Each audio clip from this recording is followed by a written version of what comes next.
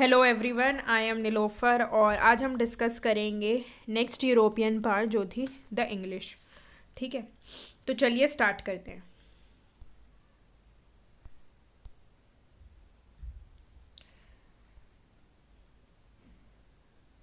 After hearing about the commercial games made by the other European companies in India, the English also decided to try their fortunes. अब English को लगा कि भाई जब Dutch भी जा रहे हैं इंडिया में ट्रेड करने, पोर्चुगीज़ भी जा रहे हैं, तो हम क्यों पीछे रहें, हमें भी जो है बढ़ चढ़ कर हिस्सा लेना और हमें भी अपना लक ट्राई करना है।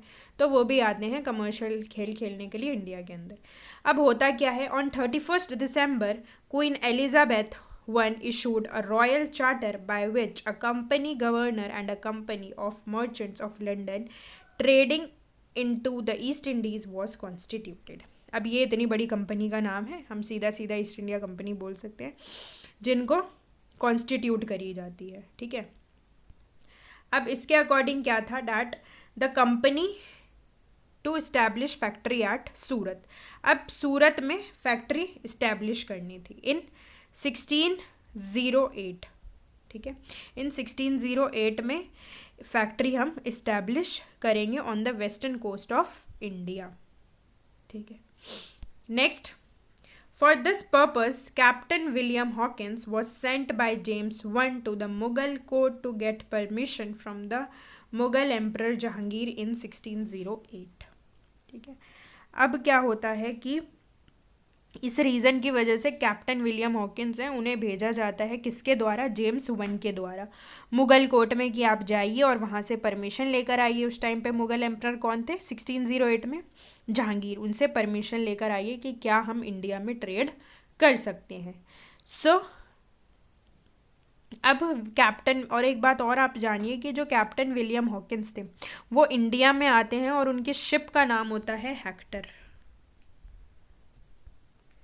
हेक्टर उनकी शिप का नाम होता है, and he was the first English who came to India via the sea route. ठीक है, पहले इंग्लिश थे जो इंडिया में आते हैं वाया सी रूट।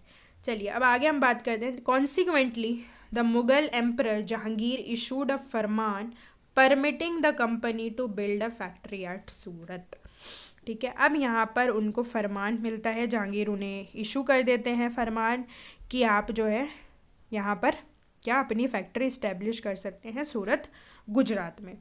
अब फरमान बेसिकली क्या होता है, फरमान होता है एक रॉयल ऑर्डर जो इशू करते हैं, जो राइट था इशू करने का वो मुगल अथॉरिटी के पास था, डैट इज किंग और एम्परर। तो ये फरमान होता है रॉयल ऑर्डर।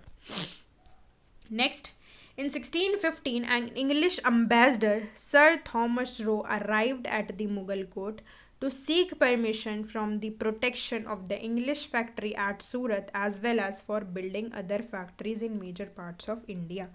अब 1615 में एक English ambassador sir Thomas Roe आते हैं और वो परमिशन लेते हैं, किससे, मुगल कोर्ट में आके परमिशन लेते हैं कि अब हमें परमिशन दीजिए कि इंग्लिश फॉर द प्रोटेक्शन, हमें प्रोटेक्शन, हमारी जो फैक्ट्री है इंग्लिश फैक्ट्री, उसे जो सूरत में है उसे हम बचा सके।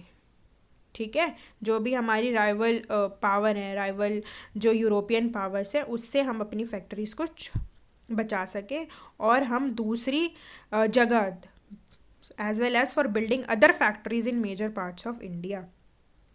ठीक है, अब इसमें भी यही होता है, ये परमिशन लेने के लिए आते हैं और इंटरेस्टिंगली ये होता है कि Roe succeeded in getting permission from Jahangir to build factories at Agra, Ahmedabad and Broach. However it failed to sign the commercial treaty with this emperor. ठीक है, अब ये तो इन्हें परमिशन मिल जाती है जहांगीर से कि हाँ आप अपनी फैक्ट्रीज बना सकते हैं आगरा में, अहमदाबाद में और भरूच में। नेक्स्ट हम देखते हैं that English establish there second factory eight Masulipatnam. ठीक है, मछलीपट्टनम भी इसे बोला जाता है, 1616 में। ठीक है, ये यहाँ पर अपनी सेकंड फैक्ट्री इस्टेब्लिश कर लेते हैं और थर्ड फैक्ट्री जो है ये अरमा गांव में भी बनाते हैं। ठीक है, तो हम देखते हैं कि धीरे धीरे जो है इनकी पोजीशन इस्टेब्लिश हो रही है इंडिया के अंदर। राइट, वो कैसे अपनी पोजीशन को बहुत ज़्यादा स्ट्रेंथन करते हैं। इंग्लिश को फिर गोल्डन फरमान भी मिल जाते हैं फ्रॉम द सुल्तान ऑफ गोलगंडा इन 1632, जो कि हम आगे चैप्टर्स में पढ़ेंगे, राइट।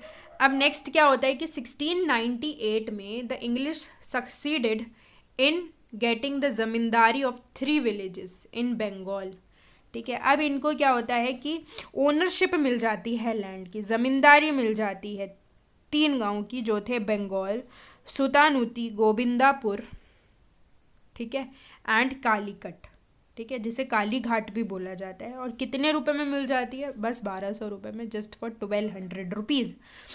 तो ये इनका बहुत बड़ा हम कह सकते हैं अचीवमेंट था कि इनको ज़मींदारी, ओनरशिप मिल जाती है लैंड की। The Fort William served as the capital of English power in India till 1911, ठीक है। फोर्ट विलियम जो था कैलकाटा के अंदर, उसको ये लोग अपनी कैपिटल बना देते हैं, इंग्लिश पावर की कैपिटल बनती है वो टिल 1911, ठीक है। और हम ये देखते हैं कि फोर्ट विलियम कब इस्टेब्लिश होता है? 1700 में। और चार्ल्स आयर जो होते हैं, चार्ल्स आयर, इनका आप नाम याद रखिए, चार्ल्स आयर, ये पहले प्रेसिडेंट बनाए जाते हैं फोर्ट विलियम के, ठीक है। अब हम देखते हैं धीरे धीरे क्या हो रहा है कि इंग्लिश तो अपना कब्जा कर रही है इंडिया के ऊपर। So the thing that we understood is that the English East India Company gradually began to behave as a sovereign power. अब वो क्या से behave कर रही है? sovereign power की तरह behave कर रही है, क्योंकि उनको ज़मींदारी rights मिल जाते हैं, ठीक है। और with signed various treaties with or without the assent of the British Crown, ठीक है। सोवरेन पावर की तरह इमर्ज होती है, जैसे कि सोवरेन क्या है? Not control by any other country, बहुत इंडिपेंडेंटली वो इंडिया में रूल करना शुरू कर देती है, राइट। तो आज के लिए इतना ही। नेक्स्ट लेक्चर में हम डिस्कस करेंगे द डेन्स, जो दानिश कंपनी आती है, and the French. So till then, thank you.